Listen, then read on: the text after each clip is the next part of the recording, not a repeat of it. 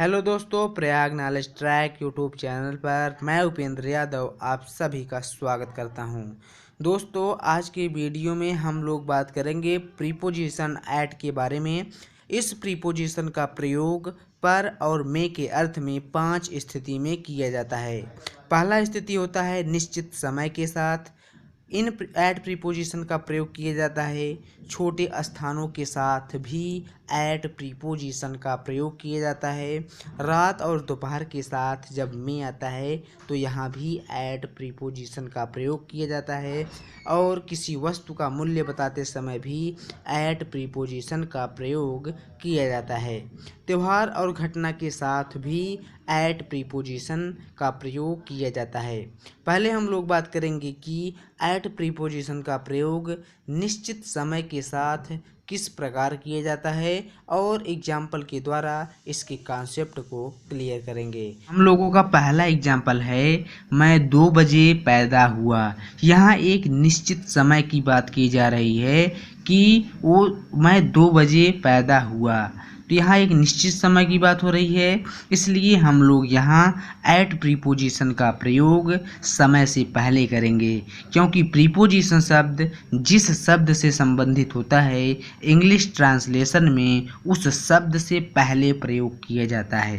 तो यहाँ इसका इंग्लिश ट्रांसलेशन हो जाएगा I was born at 2 o'clock। दूसरा एग्जाम्पल है राम 10 बजे घर आएगा। राम 10 बजे, यहाँ भी एक निश्चित समय की बात की जा रही है कि राम 10 बजे घर आएगा। यहाँ भी हम लोग एट प्रीपोजिशन का प्रयोग समय से पहले करेंगे। इसका इंग्लिश ट्रांसलेशन हो जाएगा Ram will come home at 10 o'clock। तीसरा एग्जाम्पल है श्याम अब 10 बजे सोता है। यहाँ भी एक निश्चित समय की बात की जा रही है कि श्याम अब 10 बजे सोता है। 10 बजे, यहाँ 10 बजे एक निश्चित समय है, तो यहाँ भी हम लोग एट प्रीपोजिशन का प्रयोग समय से पहले करेंगे। इसका इंग्लिश ट्रांसलेशन हो जाएगा श्याम स्लीप एट 10 o'clock। हम लोगों का चौथा एग्जाम्पल है कि कक्षा 6 बजे शुरू होती है।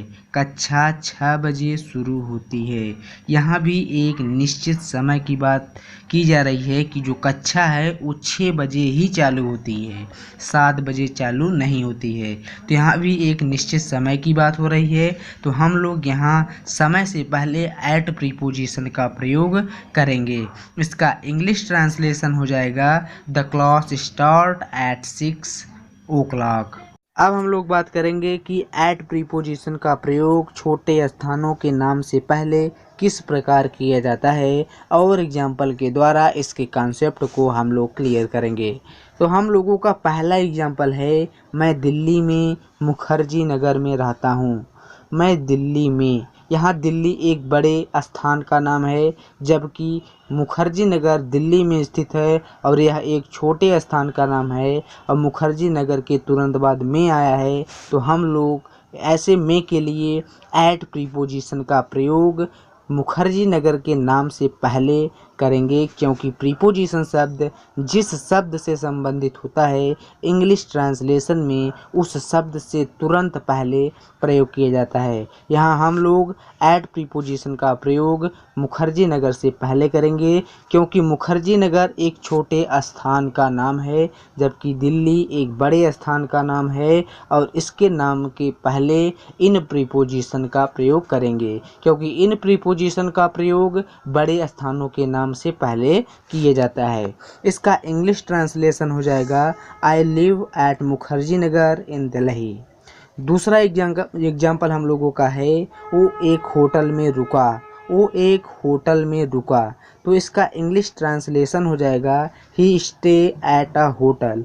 यहाँ होटल में, होटल भी एक छोटे स्थान का नाम है और इसके तुरंत बाद में आया है, तो हम लोग ऐसे में के लिए एट प्रीपोजिशन का प्रयोग करते हैं। होटल से पहले हम लोग इन प्रीपोजिशन का भी प्रयोग कर सकते हैं यदि होटल बड़ा हो तो इसका इंग्लिश ट्रांसलेशन हो जाएगा ही स्टे एट अ होटल। और तीसरा एग्जाम्पल हम लोगों का है वो बस स्टॉप पर खड़ा था। बस स्टॉप बड़ा भी हो सकता है, छोटा भी हो सकता है। यदि बस स्टॉप छोटा है तो हम लोग बस स्टॉप के नाम से पहले एट प्रीपोजिशन का प्रयोग करेंगे। यदि बस स्टॉप बड़ा है, बड़ा बस स्टॉप है तो हम लोग इसके नाम से पहले इन प्रीपोजिशन का प्रयोग में के अर्थ में कर सकते हैं। तो इसका इंग्लिश ट्रांसलेशन हो जाएगा he standing at the bus stop. अब हम लोगों का चौथा एग्जाम्पल है, राहुल एक स्टोर में काम करता है। स्टोर में, स्टोर एक स्थान का नाम है, एक जगह का नाम है, और स्टोर बड़ा भी हो सकता है और छोटा भी हो सकता है। यदि स्टोर बड़ा हो तो उसके नाम से पहले इन प्रीपोजिशन का प्रयोग हम लोग करते हैं। यदि छोटा स्टोर हो तो स्टोर के नाम से पहले में के अर्थ में एट प्रीपोजिशन का प्रयोग हम लोग करते हैं।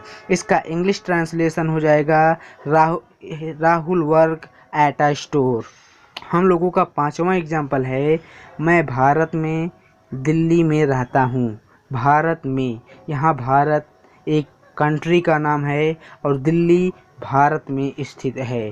तो यहाँ भारत की अपेक्षा दिल्ली छोटा है, तो यहाँ हम लोग दिल्ली के नाम से पहले में के अर्थ में एट प्रीपोजिशन का प्रयोग करेंगे और भारत के नाम से पहले में के अर्थ में इन प्रीपोजिशन का प्रयोग करेंगे। इसका इंग्लिश ट्रांसलेशन हो जाएगा I live at Delhi in India. दोस्तों अब हम लोग बात करेंगे कि एट प्रीपोजिशन का प्रयोग दोपहर और रात के अर्थ में किस प्रकार किया जाता है।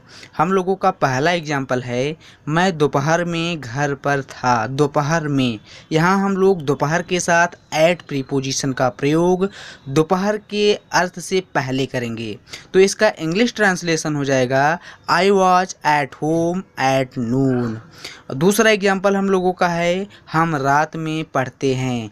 रात में, यहाँ रात के साथ में आया है और रात और दोपहर के नाम के साथ हम लोग एट प्रीपोजिशन का प्रयोग करते हैं। तो यहाँ भी हम लोग एट प्रीपोजिशन का प्रयोग करेंगे और इसका इंग्लिश ट्रांसलेशन हो जाएगा वी स्टडी एट नाइट।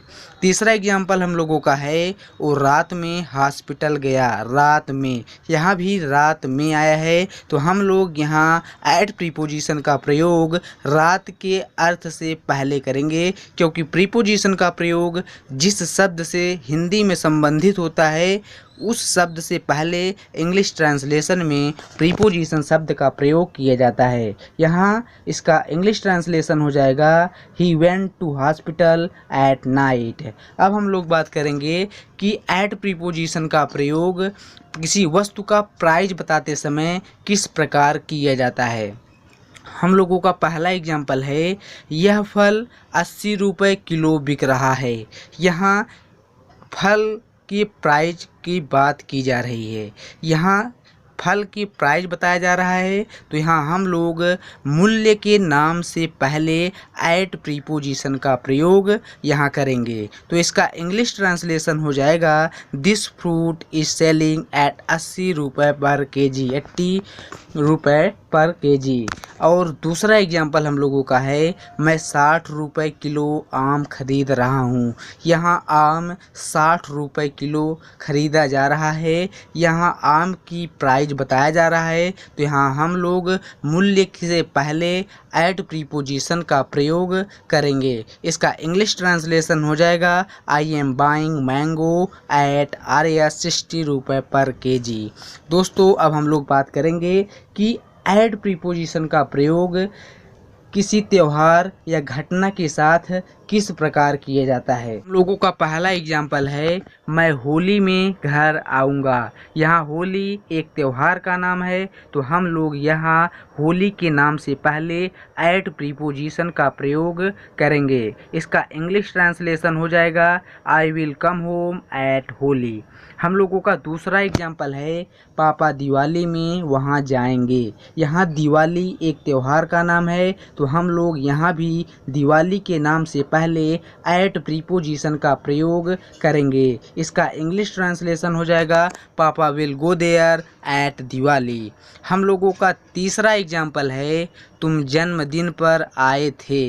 तुम जन्मदिन पर, यहाँ जन्मदिन एक इवेंट है, एक घटना है, और यहाँ भी हम लोग एट प्रीपोजिशन का प्रयोग जन्मदिन से पहले करेंगे, क्योंकि एट प्रीपोजिशन का प्रयोग त्यौहार और घटना के नामों के साथ भी किया जाता है। इसका इंग्लिश ट्रांसलेशन हो जाएगा you had came at birthday.